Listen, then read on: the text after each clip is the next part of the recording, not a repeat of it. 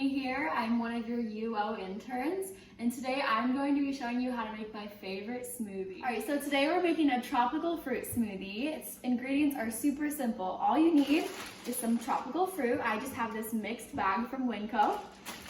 Milk, any of your choice.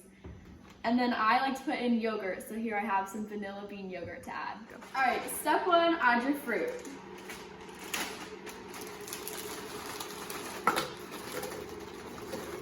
Step two is yogurt. You can add as much or as little as you'd like. Go. Alright, and then just add your milk, and you're ready to blend after that.